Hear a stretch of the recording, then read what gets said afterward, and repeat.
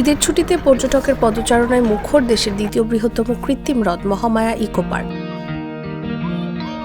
ঈদের দিন দুপুরের পর থেকে এখানে ভ্রমণ পিপাসুরা আসতে শুরু করেছেন। শিশু থেকে বৃদ্ধ সব বয়সী মানুষ বিনোদন পেতে ছুটছেন এই পার্কে।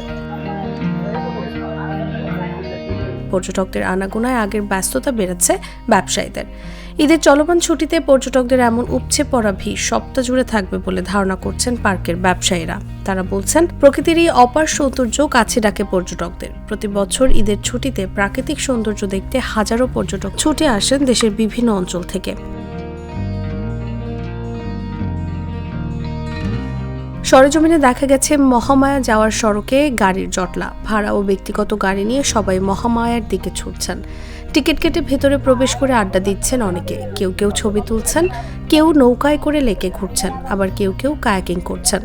পরিবার নিয়ে ঘুরতে আসা ইকবাল হোসেন মাহিন বলেন, সারা বছর ব্যস্ত থাকি, ঈদে এবার কয়েকদিন ছুটি পেয়েছি, তাই পরিবারের সদস্যদের নিয়ে এখানে ঘুরতে এলাম।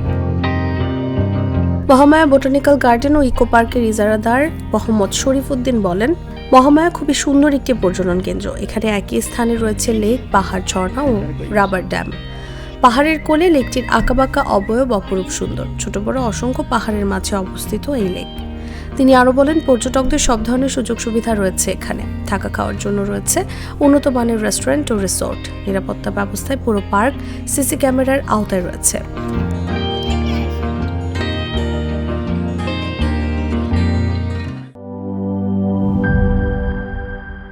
Enjoy the life, চলো উড়াই খুশি তুলে নিয়ে হাতে। Cheer up, oh oh, cheer up, oh oh, cheer up, oh oh, cheer up. চিল হবে রিফ্রেশিং মুডে। চিয়ার আপ, চলো উড়াই খুশি।